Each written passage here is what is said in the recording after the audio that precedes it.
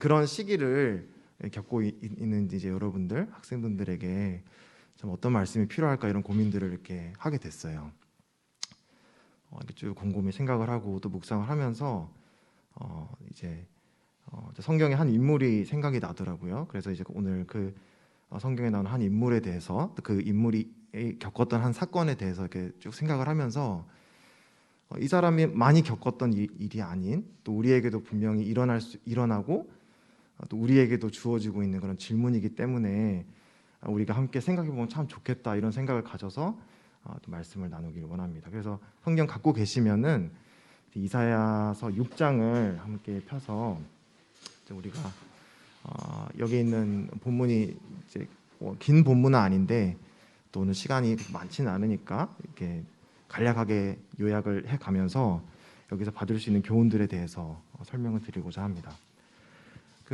저는 정말 여기 계신 학생분들이 정말 여기 여러분 도우려고 하는 선생님들에게 많이 질문하시고 갖고 있는 고민들을 많이 솔직하게 나누셨으면 좋겠다고 생각을 해요. 저는 그렇게 하지 못했는데, 근데 이제 여러분이 하고 있는 고민이 그러니까 구원받으면 끝이 아니거든요.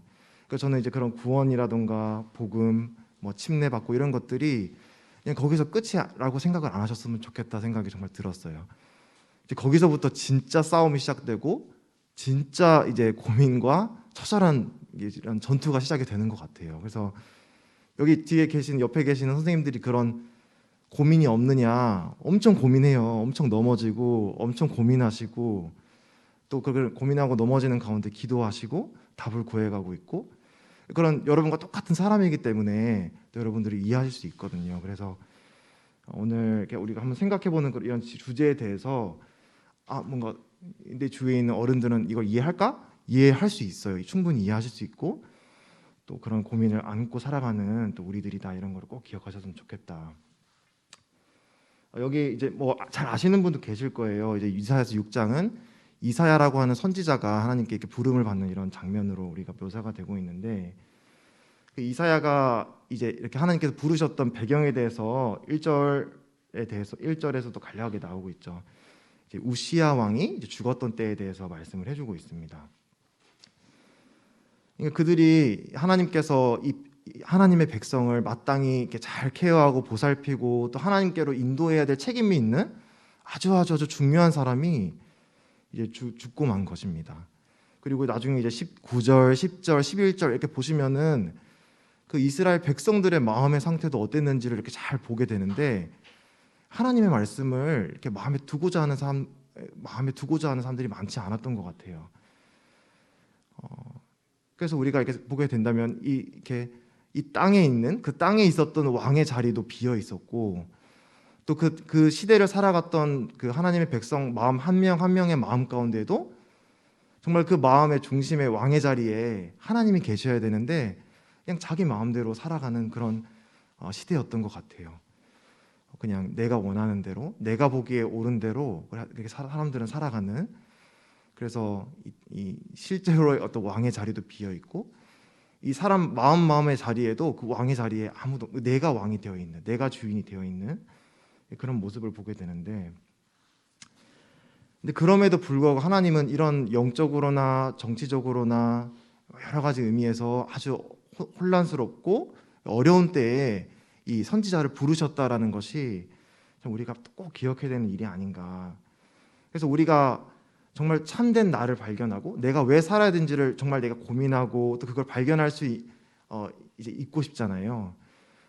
근데 내가 처해 있는 환경에 나를 어렵게 한다고 해서 하나님이 나를 부르지 못할 이유가 전혀 안 된다.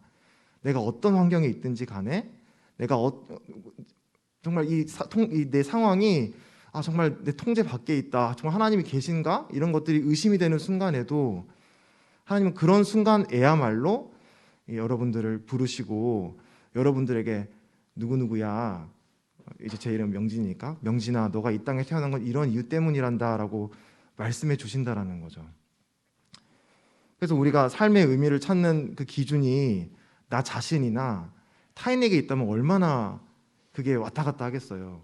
내 옆에 있는 아무개가 보다 잘하면 내가 뭔가 좀 잘난 사람이 된 것 같고 그 사람보다 못하면은 뭔가 내가 좀 쓸모없는 사람이 된 것 같고, 또 뭐 내가 어제보다 좀 더 나은 사람이 되면은 좀 내가 좀 난 좀 잘난 사람이네 이런 생각이 들기도 하고, 또 어제보다 내가 못하면은 난 정말 형편없어 이렇게 또 좌절감에 빠지는, 정말 변덕스럽고 때로는 우월감에 빠졌다가 때로는 열등감에 빠졌다가 이런 반복이 될 것 같아요.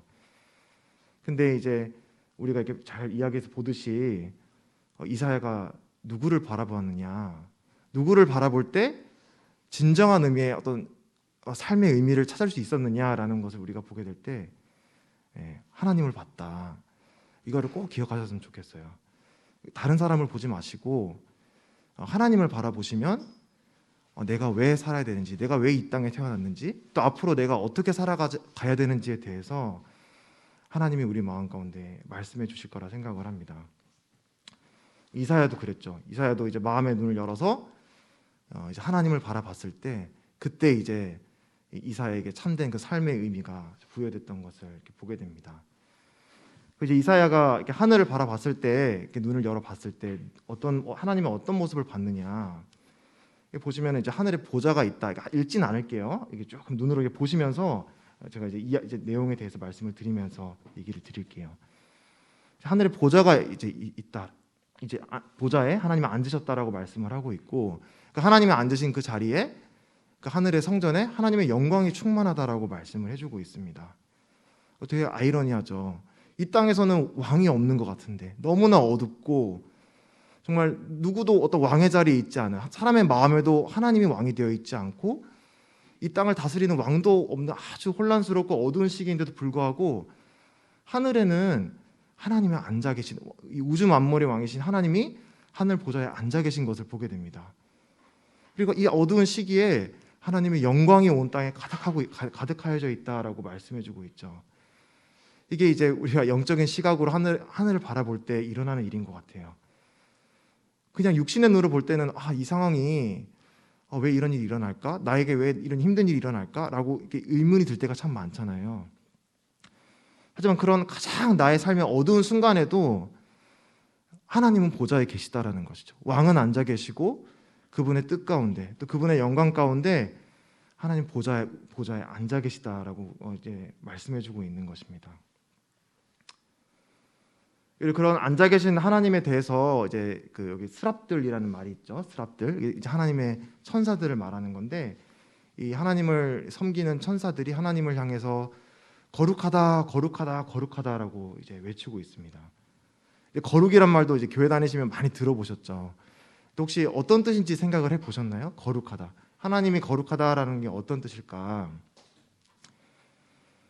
이제 하나님이 거룩하다라는 말은 이제 우리는 보통 이제 죄가 없는 분이라고 보통 생각을 하실 수도 있을 것 같아요. 또 그 말도 맞습니다. 하나님이 죄가 없다라는 의미에서 하나님은 거룩하신 분이신데, 근데 그뿐만이 아니라 하나님이 거룩하다라고 하실 때에는 이제 꼭 기억하세요. 이 하나님이 지으신 피조물과 완전히 구별되신 분이다라는 의미를 가지고 있습니다. 좀 쉽게 말하면 하나님은 나 같은 분이 아니시다. 하나님은 우리 사람과 완전히 다르시다라는 의미를 가지고 있습니다. 그래서 이 하나님을 섬기는 천사가 하나님을 향해서 하나님은 완전히 구별되신, 또 물론 조금의 죄도 없으신 그런 분이십니다라고 외치고 있는 것이에요. 그리고 바로 그런 하나님은 우리 피조물과 다르게 바로 우리를 지으신 창조주이시고 또 이 만물을 다스리는 왕이십니다라고 이제 외치고 있는 것입니다. 그래서 가장 먼저 우리가 하나님을 바라볼 때, 우리가 마음의 눈을 열고 하나님을 바라볼 때 하나님은 거룩하신 분이시다라는 것을 우리가 꼭 기억해야 되지 않나 생각을 합니다. 하나님은 우리 사람과 완전히 다르신 분이세요. 여러 가지 의미에서 하나님은 전지전능하시고 또 절대적으로 선하시고, 또 그분께는 시간과 공간에 제한이 없으신 그런 분이십니다. 이 하나님이 거룩하시다라는 사실, 또 하나님이 전지전능하시다라는 이런 사실을 생각해 보면 어떨 때는 이렇게 소름이 돋아요. 무섭기도 하고. 하나님이 모든 걸 아신다라는 걸 한번 곰곰이 생각해 보세요. 하나님이 다 아세요. 하나님이 지금 여기 앉아 있는데 저는 몰라요. 여기 우리 유나가 어떤 생각을 하고 있는지 저는 알 수가 없어요. 예를 들면은 제가 이렇게 저는 알 수가 없어요. 마음을 알 수가 없죠. 근데 하나님은 지금 여기 앉아 있는 한 사람 한 사람의 마음을 활활 타오르는 눈으로 다 읽으실 수 있고 보실 수 있는 거예요. 물론 저의 마음도 마찬가지고요. 그리고 그런 하나님은 시간과 공간의 제약도 받지 않으시기 때문에 지금 여러분 지금 이 시간에 뭐 9시 반이죠. 아침 2022년 5월 1일 9시 반에 지금 이 순간에 지금 나는 하나님의 말씀을 이렇게 듣고 있는데 근데 내가 태어나기 전부터 여러분이 지금 이 자리에 여기서 하나님의 말씀을 듣고 있을 것도 하나님은 아셨다라는 것이죠. 그리고 지금 여러분들에게 하나님이 대하시는 것도 지금 3시간 뒤에 12시에 또 그 뒤에 저녁 8시에 밤 12시에 새벽 1시에 여러분들이 뭘 하고 있을지도 다 아시면서 여러분들을 대하고 계시다라는 거예요. 그게 저는 가끔 무서워요. 가끔 하나님 너무 감사할 때가 있을 수도 있잖아요. 그래서 하나님 감사합니다. 하나님에 살겠습니다라고 말은 하는데 근데 그날 넘어질 때가 있거든요. 그 고백을 한 바로 다음 그날 하나님이 원하시지 않는 그런 말과 행동을 할 때가 있어요. 근데 제가 그런 하나님께 고백을 할 때도 하나님 그걸 모르실까요? 아시는 거죠. 하나님은 나의 시작과 끝을 다 아시는 분이십니다. 이거는 그냥 하나님이 우리를 어떻게 아시는지만에 대해서만 말씀을 드린 건데 이뿐만이 아니라 하나님은 모든 면에서 우리 사람과 완전히 다른 분이시다라는 것을 보게 되는 것이죠. 그래서 이런 거룩하신 우리 인간과 우리 만물과 완전히 구별되신 하나님을 발견한 이사야가 어떻게 어떻게 하나님을 어떤 모습으로 바라보느냐 5절 끝에 보시면 이렇게 말씀하고 있죠. 만군의 여호와이신 왕을 내가 배웠다. 만군의 여호와신 왕을 배웠다. 이 땅에 왕이 없는 것 같고 우리 마음 가운데 왕이 없는 것 같아도 분명히 왕이 있다라는 것을 하늘에 눈을 들고 딱 쳐다보니까 왕이 있는 거예요.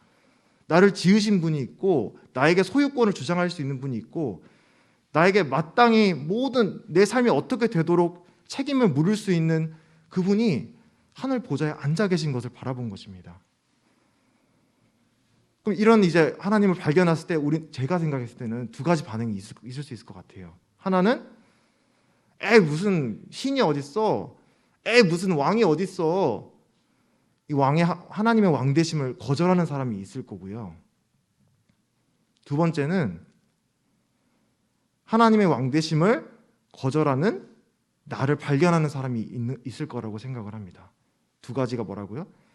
하나님의 왕 되심을 거절하는 사람이 한 사람일 거고 다른 한 사람은 하나님의 왕 되심을 잘 완벽하게 지켜가며 살아가는 사람이 아니라 그런 하나님의 왕이심을 알고서도 내가 그런 하나님의 왕 되심을 거절하고 내가 주인 되어 살아가는 나 자신을 발견하는 사람들이 있는 것입니다.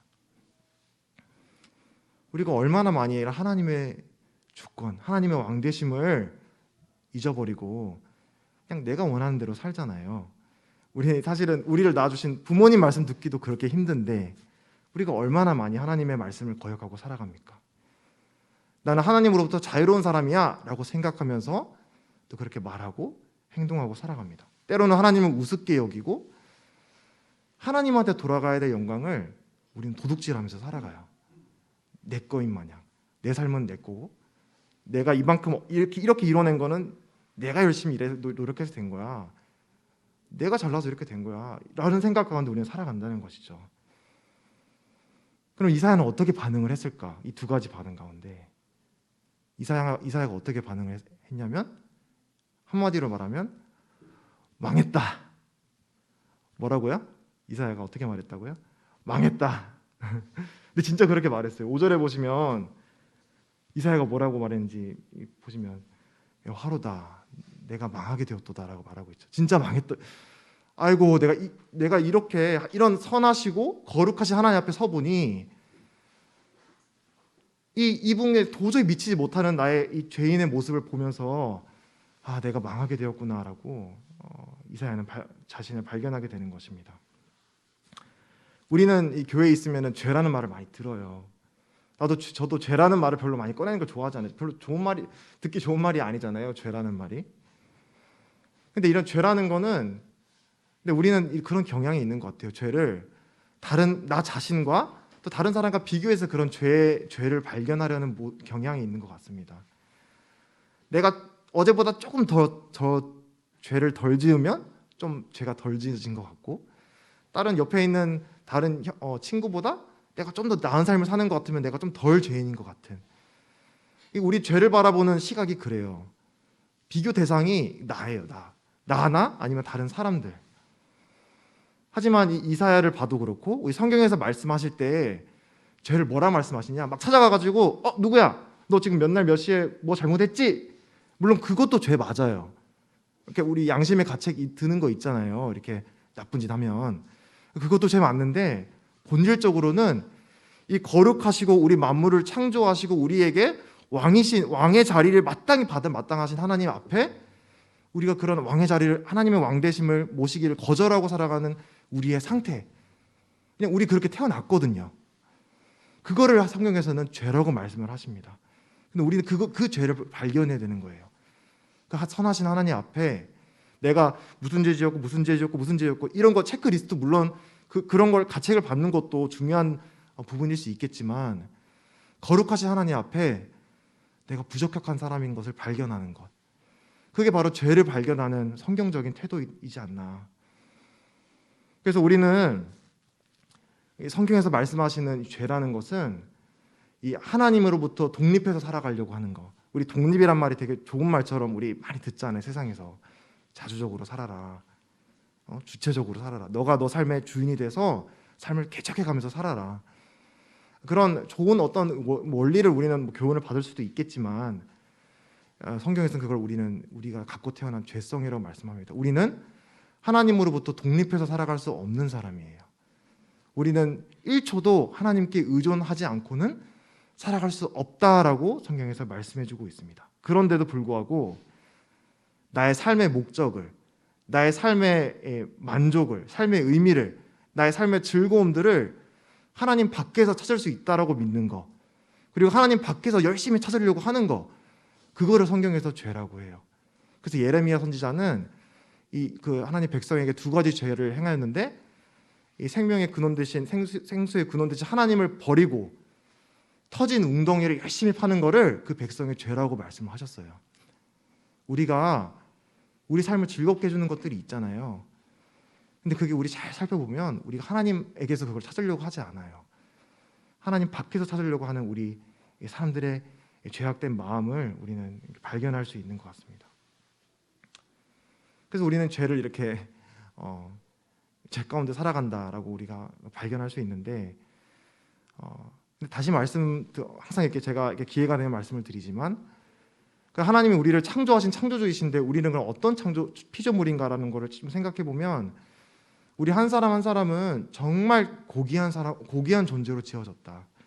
창세기 1장에 보시면 하나님이 아담과 하와를, 그리고 여기 있는 한 사람 한 사람을 하나님의 형상을 따라서 하나님의 형상대로 지으셨다라고 말씀하시는 표현이 있어요. 근데 그 하나님의 형상, 하나님의 모습으로 우리를 지었다라고 하는 것은 아주 큰 중요한 의미를 가지고 있다라고 생각을 해요. 그 중에 하나는 여러분이 진짜 중요한 사람이라는 거. 잘났다라고 하는 게 아니라, 여러분이 뭐 성적을 얼만큼 맞아서 올 A 플러스를 100점을 맞았다고 해서 하나님이 여러분을 가치 있게 여기는 게 아니라, 여러분 자체가, 여러분 이상 태어난 것 자체가 하나님께는 축복이고 하나님께는 너무나 고귀한 존재라고 하나님이 여기신다라는 것이죠. 여러분이 잘할 때나 못할 때나, 부모님 말씀 잘 들을 때나 못 들을 때나, 좀 공부를 좀 잘하거나 못할 때나, 친구랑 사이가 좋을 때나 안 좋을 때나, 하나님이 여러분을 그냥 보시는 시각 자체가 여러분 하나님의 형상을 담는 그릇으로 만들어졌기 때문에 그 자체로 너무 존귀한 존재라는 것이죠. 그리고 그런 너무너무 존귀한 존재라는 근거 가운데 하나가, 여러분은 스스로 선택할 수 있는 자유의지를 갖고 있다는 것이에요. 아까 하나님은 이런 거룩하시고 왕이신 하나님이신데 그렇게 지으실 수 있잖아요. 그냥 마음대로 그냥 하나님 딱 해 하면 그냥 다 그 말 그대로 듣는 그런 존재로 지으실 수 있었는데, 하나님은 우리를 너무 존귀하고 사랑하는 존재로 지으셨기 때문에 우리가 자발적으로 하나님을 믿고 우리가 자발적으로 하나님을 신뢰하고 의지하고 순종하고 그분을 사랑하는, 우리가 그렇게 선택할 수 있는 존재로 지으셨다라는 것이에요. 또 반대로 이해하면 우리가 하나님을 거절할 수 있는 선택권도 주셨어요. 그건 어마어마한 특권이라고 생각이 들어요. 하나님 우리를 굉장히 존귀한 존재로 지으셨다라는 생각이 듭니다. 제가 이 얘기하면 항상 이제 그 예를 드는 게 제 아들인데, 지금 이제 10개월 된 승우가 있어요. 근데 참 귀엽고 사랑스러운 아기를 보면 사랑스러운데, 이제 이름이 승우거든요. 승우가 왜 사랑스러울까? 승우를 보면 왜 이렇게 너무 이쁠까 했을 때, 내가 딱 프로그램 입력한 대로 내가 말한 대로 다 말을 잘 들어서일까요? 그게 아니죠. 아빠 말 안 들을 때도 있고 아마 앞으로 더 안 들어갈 것 같아요. 이제 서서히 자기 고집도 나오고 때도 쓰고 자기 마음대로 안 되면 막 앵앵거리고 막 그렇게 하는데, 근데 그럼에도 불구하고 제가 저희 아들을 사랑하는, 또 여러분의 부모님이 여러분을 사랑하시는 이유는, 사랑스러운 이유는, 또 여러분 이제 그 승우가 자기가 어쨌든 아빠가 좋다고 스스로 이렇게 선택해서 아빠에게 다가와주고 안아주고 또 빵긋빵긋 웃어주고, 그런 것들이 큰 기쁨이 되더라고요. 마찬가지로 하나님께서도 우리로부터 그냥 막 어떤 강압적인 너 나 믿어, 나 사랑해 라고 하는 것이 아니라, 여러분이 마음으로 선택해서 여러분이 그 마음 가운데 하나님이 비추어졌을 때, 하나님 이런 분이셨군요. 저 이런 하나님을 정말 제가 좀 믿을 수 있어요. 좀 믿게 됐어요. 감사합니다. 하나님 저 이렇게 해주셔서 감사합니다라고 하는, 우리 마음에서 우러나오는 하나님은 그런 진심 어린 우리의 마음의 고백, 우리의 마음으로부터 우러나오는 믿음, 마음으로부터 우러나오는 순종과 사랑을 하나님은 기대하시고 바라시고 있습니다. 어쨌든 이런 이제 하나님의 거룩하신 하나님 앞에 우리가 죄인이라는 것을 발견하게 된 이제 이사야. 근데 이제 그 이후에 이야기를 보게 되면, 하나님께서 이제 그 하나님을 섬기는 천사 중 하나가 부젓가락으로 제단에 있는 핀수칠 입에다가 이렇게 대는, 그 부정한 입에 입을 대서 그 부정한 입이 깨끗하여지는, 죄가 사여지는 이런 모습을 보게 됩니다. 여기 나오는 이런 용어들은 이제 이스라엘의 어떤 제사, 그리고 이제 대제사장, 또 성전, 성막 이런 것들의 어떤 배경이 되어 있는 그런 용어들이에요. 근데 우리가 이제 그걸 다 하나하나 볼 필요는 없을 것 같고, 어쨌든 하나님께서는 하나님 앞에 자기가 죄인이라는 것을 깨닫게 된 이 죄인이 내가 망하게 되었도다라고 하는 그런 이 죄인에게 하나님께서 친히 그 죄를 제하여 주시고 하나님 앞에 나올 수 있는 존재로 만들어 주시기를 원하셨다라는 것을 우리는 발견할 수 있습니다. 하나님께서 조금의 죄도 용납하실 수 없는 거룩하신 분인데도 우리 사람을 어떻게 용서하실 수 있을까? 그게 바로 이 복음의 메시지인 것입니다. 로마서 3장인데요. 한번 펴서 한번 읽어보면 좋을 것 같아요. 로마서 3장 23절, 26절인데요. 한번 펴시면 제가 읽어보도록 할게요. 로마서 3장 23절에서 26절. 모든 사람이 죄를 범하였음에 하나님의 영광에 이르지 못하더니 그리스도 예수 안에 있는 속량으로 말미암아 하나님의 은혜로 값없이 의롭다 하심을 얻은 자 되었느니라. 이 예수를 하나님이 그 피로써 믿음으로 말미암는 화목 제물로 세우셨으니 이는 하나님께서 길이 참으시는 중에 전에 지은 죄를 관과하심으로 자기의 의로우심을 나타내려 하심이니 곧 이때에 자기의 의로우심을 나타내사 자기도 의로우시며 또한 예수를 믿는 자를 의롭다 하려 하심이라. 하나님은 의로우신 분이시고 또 이 죄인들, 하나님의 영광에 미치지 못하여서 죄를 범한 모든 사람들에 대해서 그분의 아들을 화목제물로 바치셨어요. 우리의 죄에 대한 대가를 하나님의 아들에게 온전히 담당시키셔서, 그래서 이제 하나님께서는 우리의 죄를 이제 25절에도 말씀하시듯이 관과하시게 되는 거죠. 근데 그게 나의 어떠함에 있느냐, 많이 들으셨죠. 그게 아니라는 거예요. 나의 어떠함으로 말미암아 하나님이 나의 죄를 관과하시는 것이 아니라 하나님이 직접 마련하셔서 하나님 직접 이 우리 죄에 대해서 해결하기 위해 예비하신 아들을 통해 드려지는 화목제물, 예수님의 십자가, 예수님의 피, 이것을 보시면서 이제 우리를 의롭게 보시게 되었다. 그래서 26절에 다시 말씀드리지만 자기도 의로우시며 또한 예수 믿는 자를 의롭다 하려 하심이라. 그래서 우리는 예수님의 십자가 안에 있을 때에만 하나님께서 온전히 거룩하시지만 그 거룩하신 하나님으로부터 우리는 용서를 받는다라는 경험을 할 수 있는 것입니다.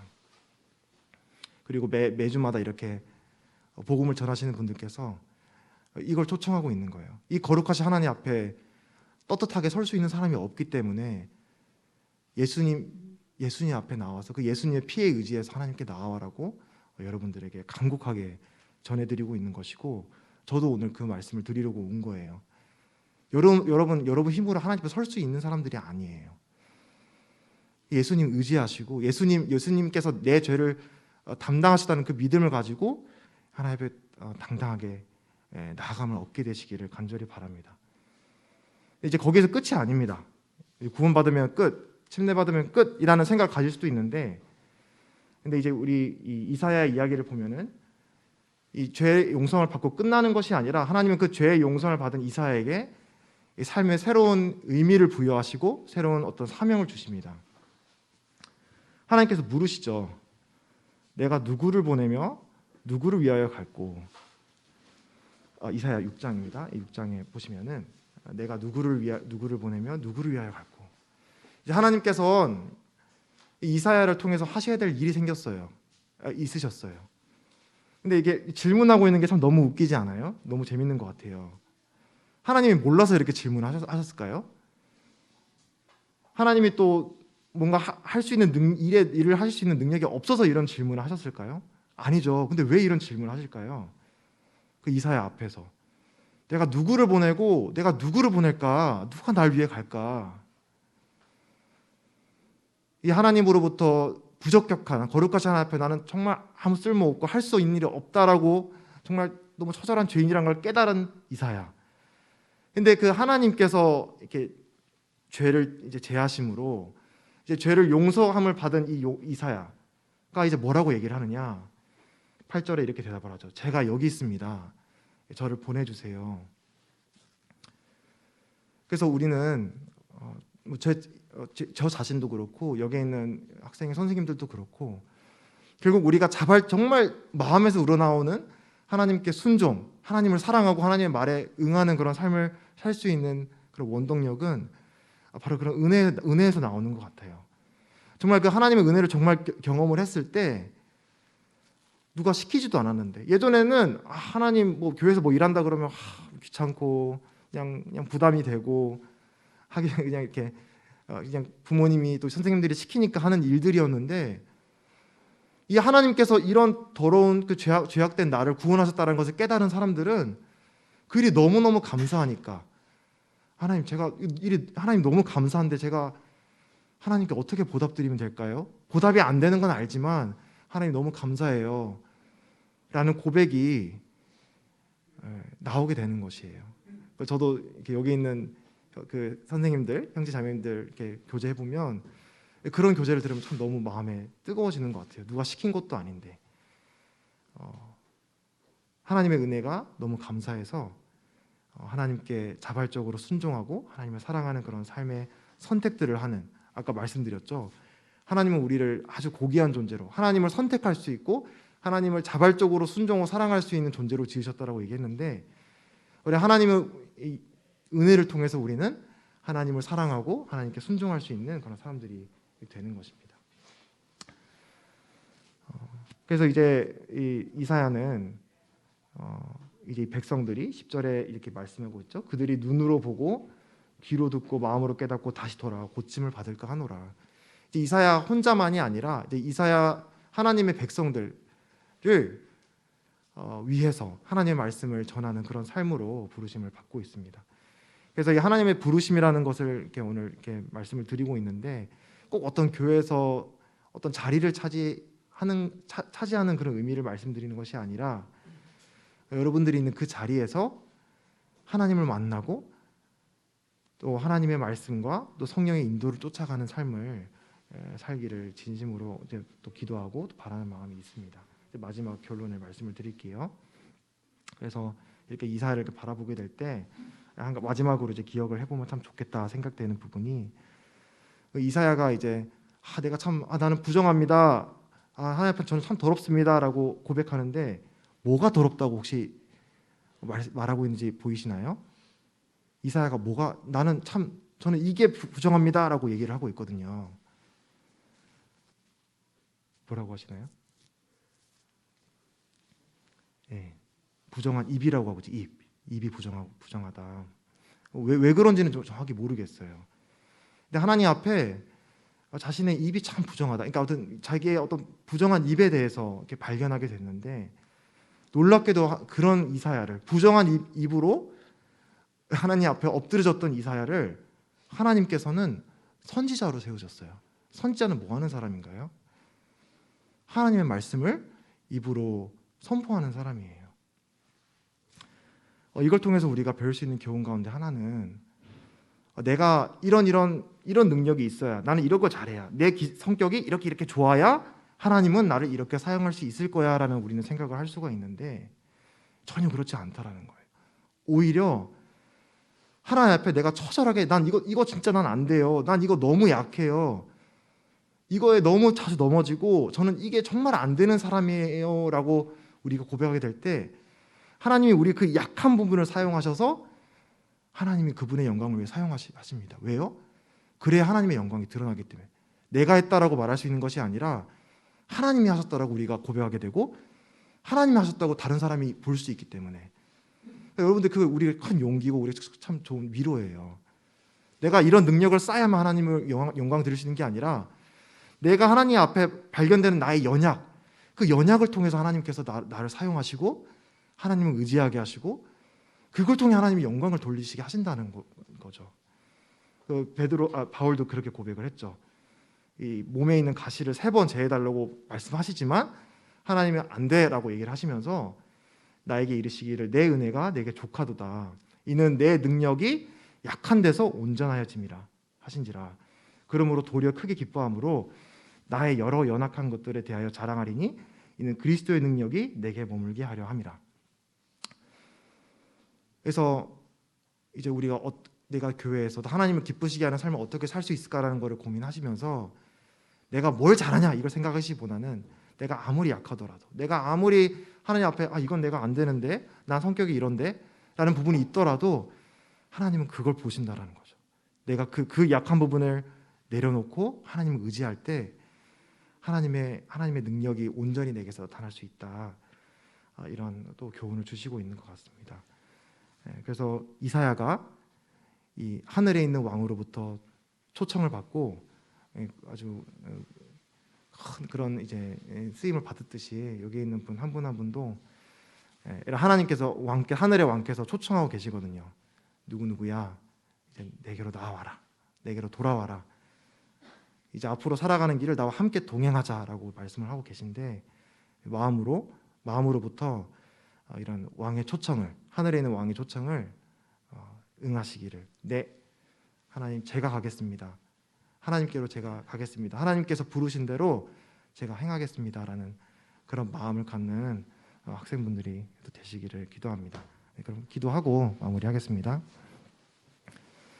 아버지 하나님, 오늘 아침 또 이렇게 하나님의 말씀을 함께 나누고 또 생각해 볼 수 있는 시간을 허락해 주셔서 감사드립니다. 하나님, 죄인인 우리를 불러주시고 또 예수님의 피를 통하여서 우리를 의롭게 여겨주셨다고 말씀을 하셨는데, 믿어지지 않을 수가 있습니다. 저희 믿음을 주시고 예수님이 나를 구원하시고 이 땅 가운데 놀라운 뜻을 갖고 계시다라는 이 하나님의 말씀을 참 믿는 마음으로 하나님 말씀을 바라볼 수 있도록, 또 하나님을 만날 수 있도록 도와주시옵소서. 이어지는 또 분반 시간에도 함께 해주시길 기도드리며 이 모든 것 주 예수 그리스도 이름으로 기도했습니다. 아멘.